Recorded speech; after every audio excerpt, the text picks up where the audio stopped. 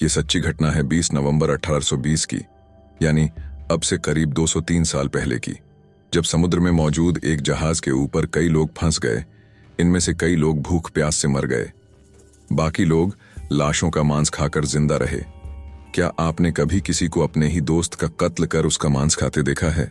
जाहिर है नहीं, लेकिन यह सच है, ऐसा हुआ है। ये सच्ची कहानी उस समुद्री नाव में सवार बदकिस्मत लोगों की ही है, जो खुद को जिंदा रखने के लिए एक दूसरे का कत्ल करके उनकी लाशों से मांस नोच नोच कर खाते रहे, इस उम्मीद में कि नाव पर सवार आखिर कोई तो आखिर में समुद्र से बाहर जिंदा बचकर जा सके। ये वो डरावनी कहानी है जिसे हर कोई सुनना चाहता है। इस डरावनी समुद्री कहानी या किस्से के बारे में कोई नाविक आज भी बात करने की हिम्मत नहीं जुटा पाता है। जो दुनिया भर के नाविक इसे आज भी एक समुद्री काली परंपरा कहते मानते आ रहे हैं। यह कहानी इस बात को भी साबित करती है कि आदर्श परिस्थितियों में कोई इंसान बिना भोजन के तो 1 महीने तक जिंदा रह सकता है, मगर उसे पानी तो जीने के लिए चाहिए ही होता है। इस कहानी का दुखद पहलू यह है कि जिसमें समुद्री नाव में समुद्र के बीच मौजूद लोगों को जिंदा रहने के लिए पानी नहीं, अपनों को ही मारकर अपनों की लाशों का मांस नोचकर खाने तक को मजबूर हो जाना पड़ा था। मतलब नाव में सवार लोग थे तो बीचों बीच उस समुद्र में जहां पानी ही पानी था, मगर उन्हें जिंदा रहने के लिए समुद्र का पानी भी बेकार था, जब उन्हें अपनों को ही कत्ल करके अपनों की लाशों से मांस तक नोचकर खाने को विवश हो जाना पड़ा। यह सच्ची घटना है 20 नवंबर 1820 की, यानी अब से करीब 203 साल पहले की, जब समुद्र में मौजूद एक जहाज के ऊपर तामसिक शुक्राणु व्हेल ने हमला कर दिया। उस हादसे में जान बचाने को 20 लोग 3 अलग अलग छोटी नावों पर सवार हो लिए। वे जानते थे कि समुद्र से बाहर यानी जमीनी इलाके तक या समुद्र के किनारे पहुंचने तक के लिए उनके पास जिंदा रहने के लिए भोजन और पानी का इंतजाम नहीं है। 2 सप्ताह बाद उनके पास मौजूद भोजन पानी खत्म हो गया। उस यात्रा के दौरान 2 नाविकों की मौत हो गई। उनकी लाशों को समुद्र में फेंक कर दफना दिया गया, मगर जब तीसरा साथी इसहाक मरा तो भूख प्यास से हताश और मरणासन्न हालत में पहुंच चुके उसके साथियों ने खुद की भूख मिटाकर जिंदा रहने के लालच में उसकी लाश को ही नोच नोच कर खाना शुरू कर दिया। उन लोगों ने इसहाक की लाश से नोच कर गुर्दे और उसका जिगर खा लिया। बाकी बची लाश का मांस खाने की भी कोशिश की, ताकि किसी तरह से खुद की भूख मिटाकर वे सब जिंदा रह सकें। एक इसहाक की लाश मगर नावों पर बाकी बचे नाविकों की जिंदगी बचा पाने के लिए काफी नहीं थी।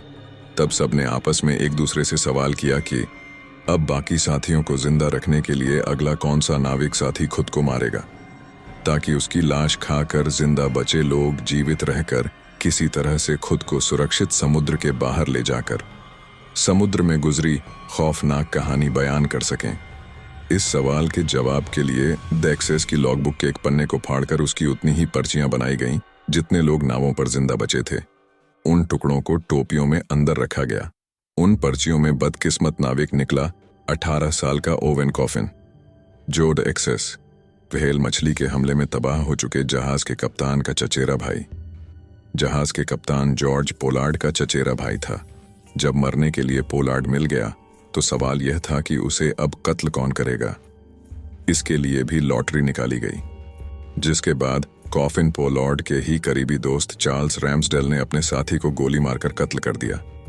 बाद में उसकी लाश को खाकर बाकी सब नाविक जिंदा रहे। 1 सप्ताह बाद उन सब की किस्मत और खुद की बदकिस्मती से नाविक बर्जिल्लै रे खुद ही मर गया। नावों पर जिंदा बचे लोगों ने बर्जिल्लै रे की पहले तो लाश के गोश्त को नोचकर खाया, फिर उन्होंने जिंदगी बचाने के लिए जूझ रहे नाविकों ने काफी समय तक साथी रे की लाश की हड्डियों को कुतरकर अपना गुजारा किया।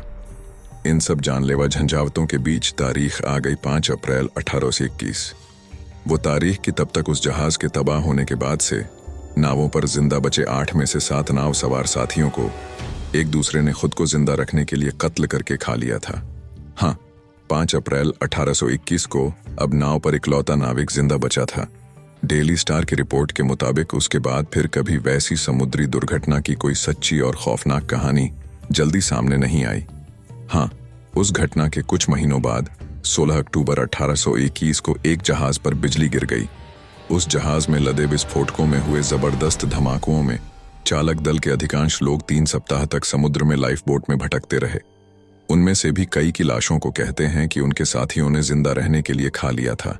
कहते हैं कि 1821 के बाद से साल 1972 में एक ऐसी ही त्रासदीपूर्ण और घटना घटी थी उरुग्वेन एयरफोर्स की फ्लाइट संख्या 571 में, जिसमें एंडीज पहाड़ों पर लोगों को उतरना पड़ा था। उन जिंदा बचे लोगों ने 71 दिन जंगलों में बिताए थे और तब भी उन लोगों के सामने अपनों को कत्ल करके उनकी लाशों का मांस खाकर खुद को जिंदा रखने के अलावा कोई दूसरा विकल्प नहीं बचा था।